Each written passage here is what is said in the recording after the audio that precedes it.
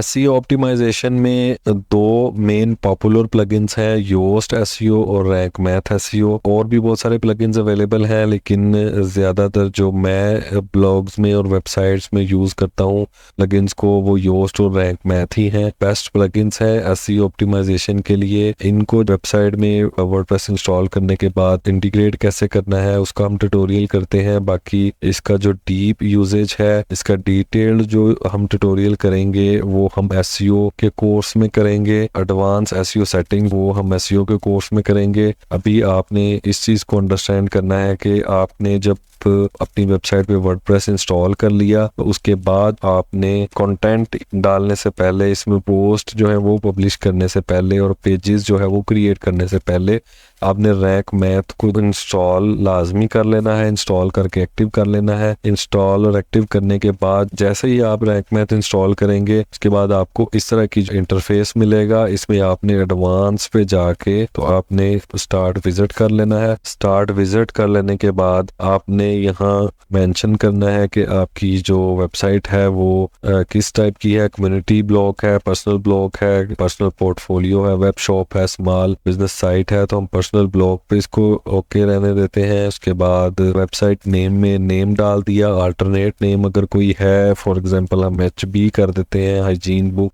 कोई भी short name या कोई भी कुछ है तो आपने इसको इस तरह कर लेना है। उसके बाद पर्सन ऑर्गेनाइजेशन नेम क्या है वो भी यही है। लोगो फॉर गूगल, जो गूगल में आपका लोगो शो हो वो आपने इधर कर लेना है चेंज। अब यहाँ ऑटोमेटिकली जो हमने वेबसाइट में लोगो लगाया था वो शो हो रहा है। हमने वाइट टेक्स्ट के साथ लोगो नहीं लगाना, इधर हम इसको मेन जो इसका लोगो है वो सिलेक्ट कर लेंगे। Default social share images, social media पे जो भी आपकी पोस्ट, कोई भी लिंक आपके ब्लॉग का शेयर होता है तो फिर कौन सी इमेज शो हो वो भी हम ये वाली जो है ये इधर सेलेक्ट कर लेते हैं। उसके बाद सेव एंड कंटिन्यू कर लेना है आपने। उसके बाद गूगल की सर्विसेज को कनेक्ट करना है, ऑटोमेटिकली कनेक्ट हो जाएंगी। इसको कनेक्ट करने से पहले आपने गूगल की जो भी ईमेल आप वेबसाइट के लिए यूज कर रहे हैं उस पे आपने सर्च कंसोल का और गूगल एनालिटिक्स का अकाउंट बना लेना है। इसमें सर्च कंसोल और एनालिटिक्स ऑटोमेटिकली ही डिटेक्ट हो जाएगा। अगर एडसेंस अप्रूव है तो एडसेंस अकाउंट की ऑप्शन प्रो में अवेलेबल है,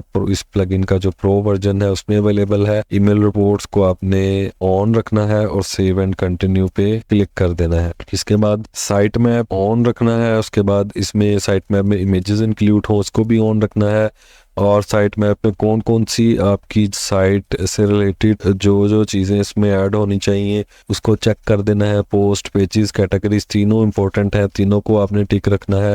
उसके बाद सेव एंड कंटिन्यू कर देना है। उसके बाद इनको आपने नो इंडेक्स एम्प्टी कैटेगरी इसको भी ऑन, ये डिफॉल्ट पे ऑन है। नो फॉलो एक्सटर्नल लिंक्स ये ऑफ है। इन तीनों ऑप्शंस को आपने इसी तरह रहने देना है। उसके बाद सेव एंड कंटिन्यू कर लेना है। Your site is ready, setup advance options पे आपने क्लिक करना है। उसके बाद रोल मैनेजर को भी आपने ऑफ रखना है। अगर आप की वेबसाइट में ज्यादा ऑथर्स हैं तो फिर आपने इसको ऑन करके तो इधर रोल्स जो है एडिटर के क्या क्या होने चाहिए, एडमिनिस्ट्रेटर के क्या होने चाहिए, ऑथर के क्या होने चाहिए उसको आपने वैसे डिफ़ॉल्ट वर्डप्रेस सेटिंग में ये सेटिंग ऑटोमेटिकली हुई होती है, इसलिए आपने इसको ऑफ ही रहने देना है और सेव एंड कंटिन्यू कर लेना है। उसके बाद 404 मॉनिटर, मतलब आपकी वेबसाइट में कोई लिंक ब्रोकन है तो उसको आपने मॉनिटर करते रहना है। ये प्लगइन जो रैंक मैथ है इसको ऑटोमेटिकली मॉनिटर करता है, इसको ऑन रहने देना है। और रीडायरेक्शंस को भी आपने ऑन रहने देना है। उसके बाद सेव एंड कंटिन्यू कर देना है। उसके बाद स्कीमा टाइप आ जाते हैं। स्कीमा टाइप जो होते हैं वो आपका ब्लॉग है उसमें किस टाइप की इंफॉर्मेशन है, किस टाइप की पोस्ट है,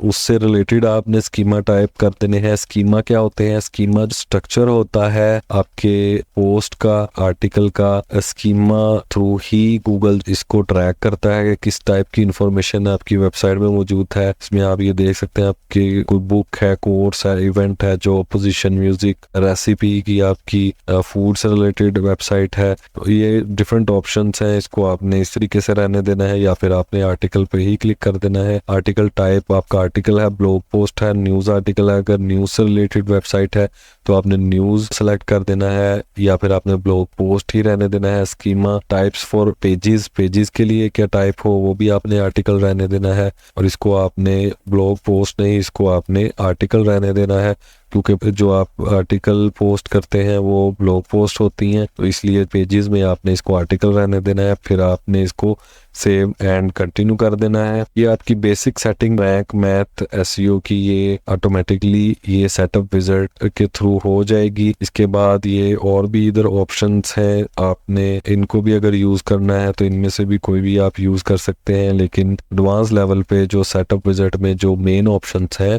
उनको आपने कॉन्फ़िगर कर लिया है। रैंक मैथ का जो बाकी डिटेल्ड ओवरव्यू है, डिटेल्ड ट्यूटोरियल है, वो एसईओ के कोर्स में है। जस्ट कॉन्सेप्ट को क्लियर रखना है कि योस्ट कॉन्फ़िगर कर लें या रैंक मैथ कर लें। मैंने रैंक मैथ कॉन्फ़िगर करने का बताया, योस्ट का भी अलग से ट्यूटोरियल इसमें ऐड कर दूंगा, तो आपने इन दोनों में से जिसको भी कॉन्फ़िगर करना है, इंस्टॉल करना है, आपने इसमें इंस्टॉल रखना है, जो कि बाद में एसईओ के लिए काम आएगा।